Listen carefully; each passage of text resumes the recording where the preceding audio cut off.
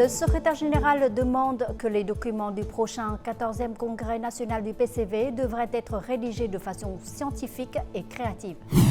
Donner du sang à l'arrivée du printemps est devenu une belle coutume de nombreux Vietnamiens. La renaissance de la ligne de peinture folklorique de Kim Hoang affirme une fois de plus la vitalité de culture traditionnelle dans la vie contemporaine.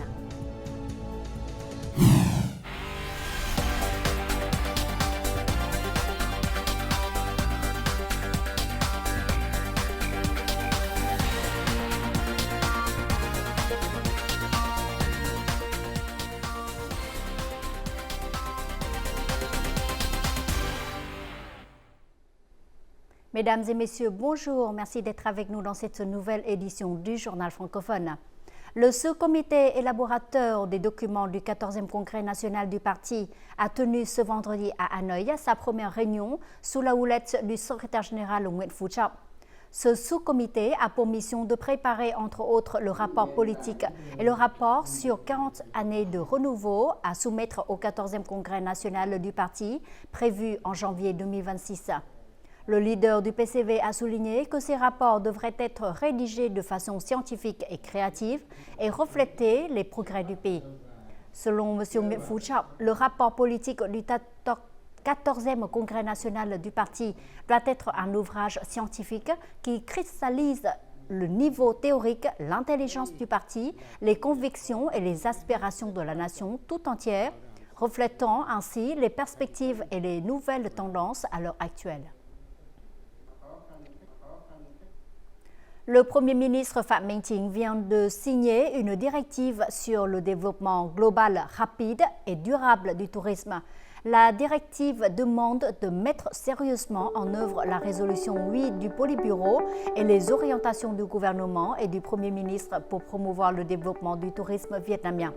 Le Premier ministre a demandé au comité populaire des villes et provinces de traiter strictement toutes les violations et d'en même temps de préserver les valeurs culturelles et les paysages naturels uniques et de promouvoir les liens régionaux selon la devise « Une route de nombreuses destinations ». L'année dernière, le tourisme vietnamien a connu une forte reprise. Le pays a accueilli plus de 11,2 millions de touristes étrangers et plus de 103 millions de touristes domestiques. Cependant, le nombre de visiteurs internationaux ne représente que 70% de 2019.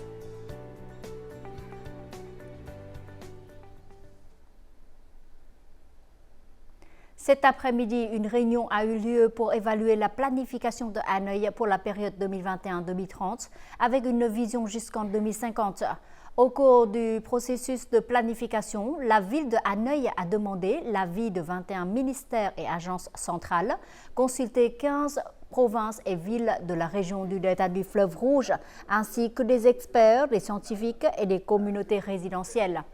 Les 5 piliers du développement de Hanoï sont la culture et le patrimoine, le développement vert et l'économie circulaire, les infrastructures de transport synchrones et modernes, la société numérique et la ville intelligente, et la science, technologie et l'innovation. Sur la base des avis obtenus, le conseil d'évaluation complétera les documents de planification de Hanoï pour les soumettre à l'approbation conformément à la réglementation. En janvier de cette année, les exportations de fruits de mer devraient atteindre 730 millions de dollars, soit une hausse de plus de 60% par rapport à la même période de l'année dernière. Ces signaux positifs font croire à une forte reprise des exportations aquatiques cette année. Les entreprises de ce secteur estiment que l'objectif d'atteindre un chiffre d'affaires à l'exportation d'environ 10 milliards de dollars cette année est réalisable. L'année 2024 a commencé en rang de pompe pour cette entreprise. Les commandes en janvier ont augmenté de plus de 50%, les stocks sur les marchés clés ont été liquidés et les coûts de logistique dans le delta du Mekong ont baissé, aidant à élever la compétitivité des produits aquatiques. Nous nous concentrons à élargir les zones d'élevage aquatique tout en réduisant les coûts de production. En outre, nous augmentons le pourcentage de produits à haute valeur ajoutée. Pour le secteur aquatique, les défis en 2024 seront les barrières commerciales et la hausse des prix des matières premières. Les entreprises s'efforcent de rechercher de nouveaux partenaires et d'élargir les marchés. Nous nous concentrons à augmenter les exportations de crevettes entières vers la République de Corée. C'est l'un des marchés les plus exigeants. À présent, nous y avons expédié 4 conteneurs. Nous modernisons également le processus d'élevage et de transformation aquatique pour conquérir le marché australien. Selon le ministère de l'Agriculture et du Développement rural, avec des signaux optimistes au cours des premiers mois de l'année et une préparation minutieuse des entreprises, le secteur aquatique pourrait atteindre un chiffre d'affaires à l'exportation d'environ 10 milliards de dollars. En plus de mettre en œuvre des solutions et des projets approuvés par le gouvernement, il faut promouvoir la transformation et la promotion commerciale. En janvier 2024, les exportations de pangasius, de crevettes et de mollusques ont augmenté de 69% en glissement annuel. Dans le temps à venir, nous continuerons à négocier pour ouvrir la porte du marché chinois et d'autres marchés. En 2024, l'industrie de la crevette vise 4 milliards de dollars, celle du pangasius environ 1,9 milliard de dollars et d'autres produits de la mer devraient rapporter environ 3,6 milliards de dollars. Le marché se rétablira de manière plus positive au second semestre de l'année. Cette année, l'offre mondiale de crevettes d'eau Sumatra pourrait augmenter de près de 5%. Il s'agit à la fois d'un défi et d'une opportunité pour l'industrie crevettière vietnamienne. Lors d'une conférence sur le développement de l'industrie de la crevette d'eau Sumatra, organisée ce matin dans la province de Baguio, les participants ont souligné que le coût de l'élevage de crevettes au Vietnam restait plus élevé que dans d'autres pays de la région. C'est l'un des plus grands défis des crevettes vietnamiennes. À cela s'ajoute l'instabilité de la situation internationale. Dans ce contexte, il faut renforcer le lien entre les localités, les entreprises et les éleveurs pour garantir le fonctionnement continu de la chaîne de production de crevettes. Au cours des premiers mois de l'année, les prix du café ont continuellement établi un nouveau record. Rien qu'en janvier de cette année, les exportations de café ont atteint 210 000 tonnes, soit une augmentation de 48% en volume et de près de 100% en valeur par rapport à la même période de l'année dernière.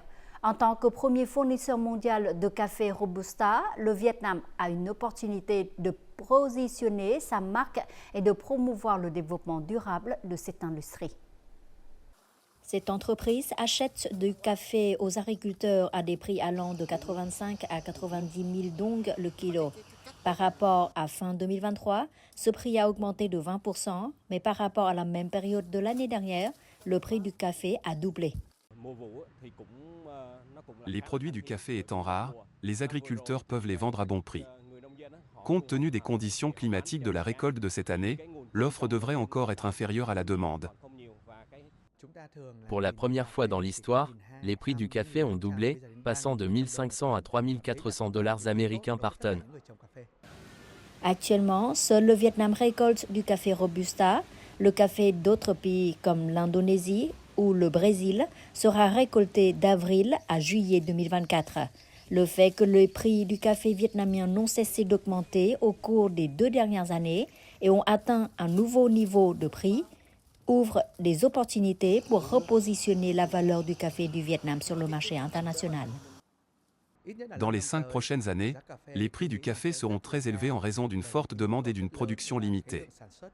Le café Robusta vietnamien est très apprécié et sera donc ramené à sa valeur réelle.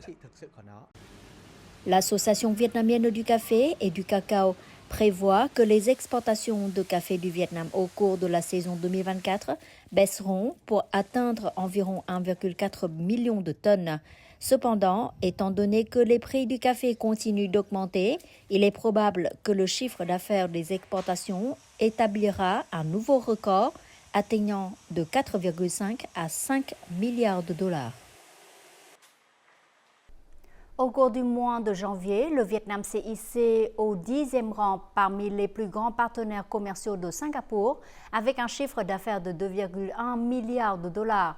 Selon le service commercial du Vietnam à Singapour, durant cette même période, le Vietnam est resté le 8e marché d'exportation de Singapour et son 17e marché d'importation. La plupart des principaux groupes de produits vietnamiens exportés vers Singapour connaissent une forte croissance, notamment le fer et l'acier qui ont été multipliés par plus de 30.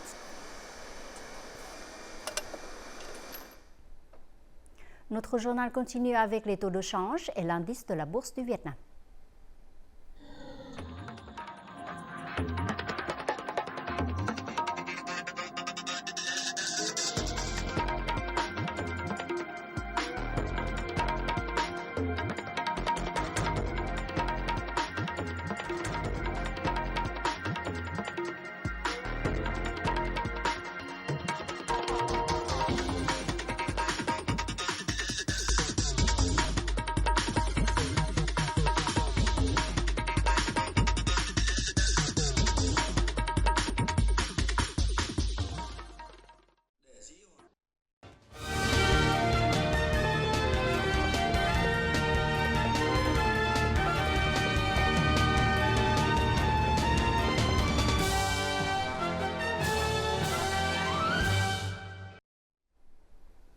Tout de suite, un condensé des faits marquants de la semaine écoulée, résumé en bref et en images.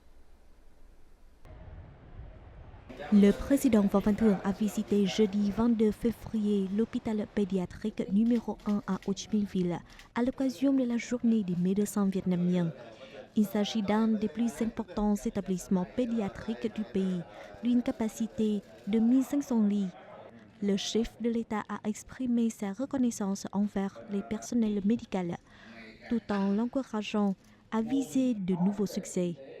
Võ Văn Thưởng a également souligné l'importance de la coopération internationale et de l'amélioration continue de la gestion hospitalière. La 30e session du comité permanent de l'Assemblée nationale a eu lieu le 22 février à Hanoï. Les députés ont donné leurs avis concernant le projet de loi modifié sur les archives et le projet de loi d'amendement et de complément d'un certain nombre d'articles de la loi sur la garde. Le comité permanent a examiné et convenu d'adopter la promulgation de la résolution sur l'affectation d'un nombre supplémentaire de procureurs des paquets populaires. Le 19 février, le président de la Commission centrale de propagande et d'éducation Nguyen Trọng Nghĩa a rencontré les chefs des agences de représentation du Vietnam à l'étranger, mandat 2024-2027. Il leur a demandé d'appliquer la devise de la diplomatie du bambou du secrétaire général du PCV Nguyen Phu Trọng, tout en promouvant l'image du Vietnam à l'échelle mondiale. Les diplomates devraient également renforcer la coordination avec les autorités locales pour mieux protéger des ressortissants vietnamiens et les encourager à s'unir et s'orienter vers leur pays d'origine.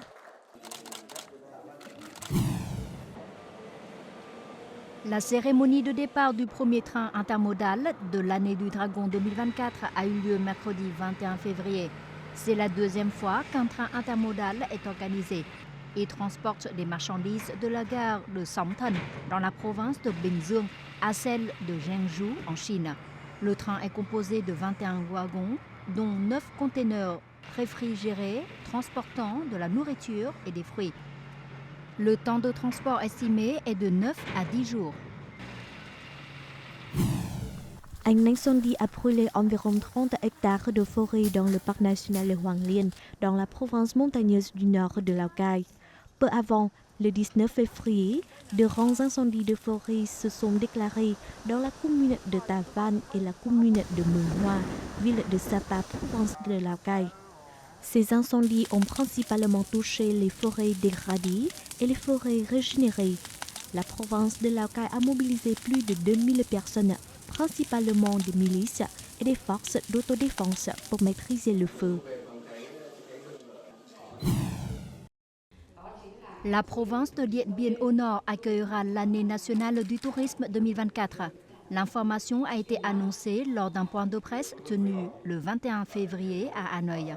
Avec le thème « Gloire de Điện Biên Phủ, expérience sans fin », il s'agit d'une année touristique nationale spéciale avec de nombreuses activités et événements en l'honneur du 70e anniversaire de la victoire de Điện Biên Phủ.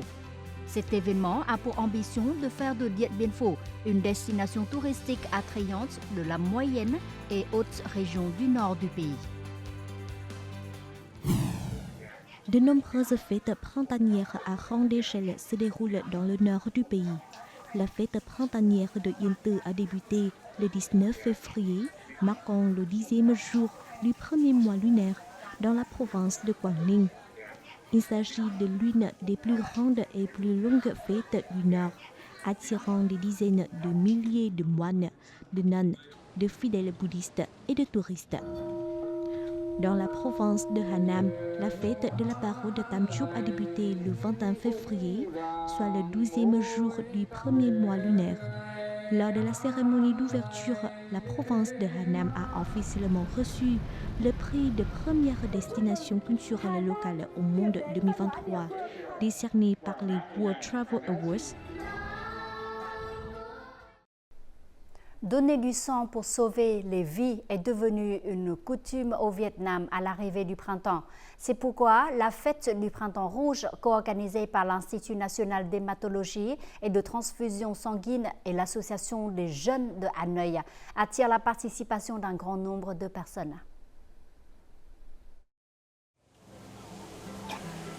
Mark Franco a vécu et travaillé au Vietnam pendant près de 10 ans.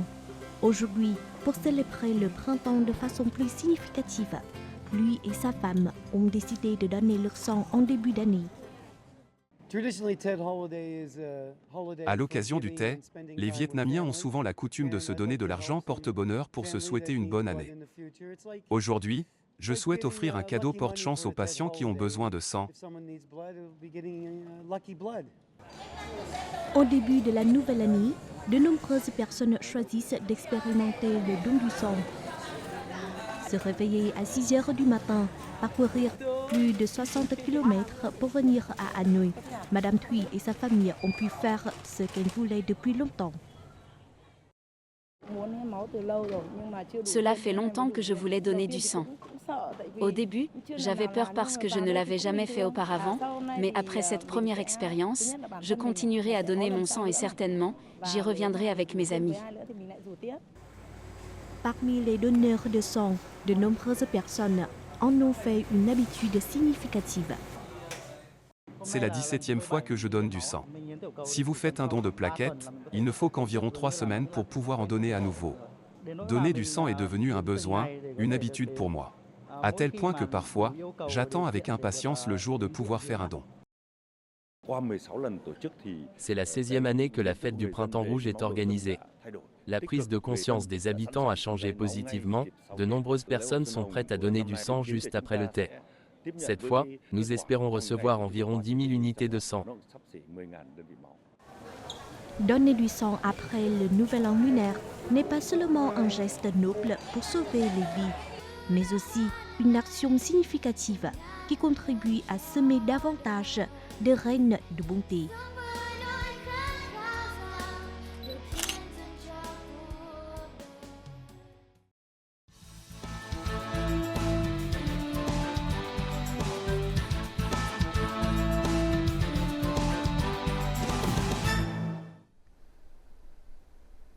Kim Hoang est le nom d'une ligne d'estampes populaire très appréciée des habitants de Hanoï à l'occasion du Tet traditionnel. Le métier de création des peintures de Kim Hoang a été perdu pendant près de 70 ans avant d'être récemment restauré avec succès. Les estampes populaires de Kim Hoang reprennent progressivement leur place dans la vie contemporaine. La renaissance de cette ligne de peinture folklorique affirme une fois de plus la vitalité de la culture traditionnelle.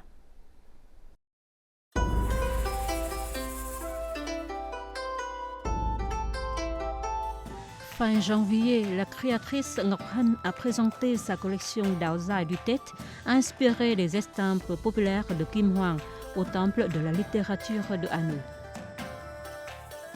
Elle a également apporté ses Ao Zai à la semaine de Lao Zai organisée pour la première fois dans la ville de Fukuoka au Japon. À travers cette collection Dao Zai, je souhaite que les peintures de Kim Hoang deviennent plus connues.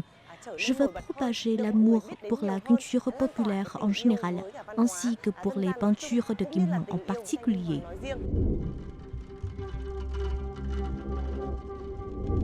À la fin du XVIIIe et au début du XIXe siècle, le village de Kim Hwang en banlieue de Hanoï était spécialisé dans la création de peintures pour le nouvel an lunaire. Ces peintures du tête se caractérisent par leurs couleurs très vives. D'après mes recherches, aucune ligne de peinture folklorique dans le monde n'est remplie de couleurs rouges comme celle de Kim Hwang. La couleur rouge, pour nous, est la couleur de la vitalité. Les dessins rouges ou même une écriture de cette couleur apporte la bonne fortune et chasse la malchance pour la nouvelle année.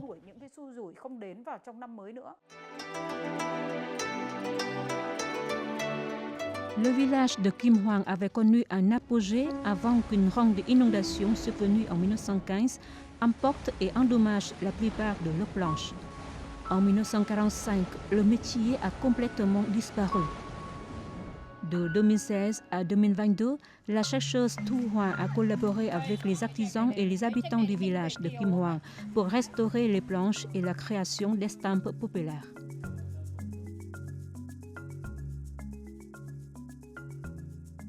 Le plus difficile est de teindre les peintures folkloriques de Kim Hwang. Je suis allée au village de Dongho pour demander à l'artiste Nguyễn Đăng Chí de partager son secret de la teinture des peintures folkloriques. La résurgence de la ligne de peinture folklorique de Kim Hwang a incité les jeunes à en savoir plus sur la culture traditionnelle du Vietnam.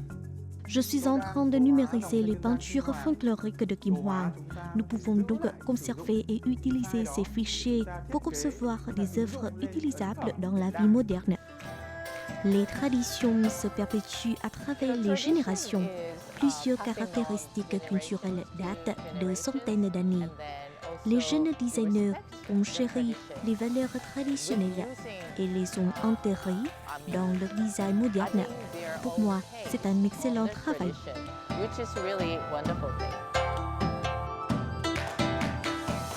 Décédé en 1966, le chercheur français Maurice Durand a laissé plus de 400 peintures folkloriques vietnamiennes.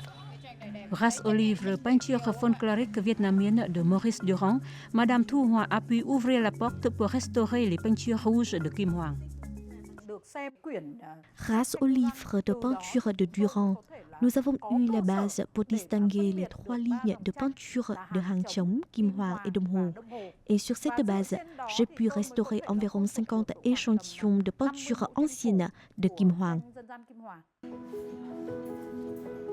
Les peintures originales collectées par Maurice Durand sont actuellement conservées à l'Institut français d'Extrême-Orient à Paris. La plupart des peintures datent d'environ 60 à 70 ans, mais les couleurs sont toujours très vives. De nombreuses peintures sont décorées de caractères chinois ou sino-vietnamiens. Maurice Durand a été le premier chercheur à s'intéresser à l'imagerie populaire vietnamienne d'un point de vue scientifique. Donc ça c'est essentiel, c'est le premier en fait qui a eu cette idée-là. Donc c'est la plus grande collection qu'on connaît d'imagerie populaire, donc plus de 400, et qui sont exceptionnelles parce que d'une part, elles sont très très bien conservées, donc il n'y a quasiment aucun problème sur ces images, et puis elles abordent tous les aspects de la vie, en fin de compte, du petit peuple de Hanoï. Donc voilà, c'est un matériau maintenant qui est à disposition des chercheurs, mais aussi du grand public. Né au Vietnam, Maurice Durand a étudié en France pendant de nombreuses années, mais il a choisi de retourner au Vietnam et de travailler à l'Institut d'Extrême-Orient de Hanoï. La collection et les recherches de Maurice Durand constituent de précieux trésors qui contribuent à restaurer et à préserver les peintures folkloriques vietnamiennes.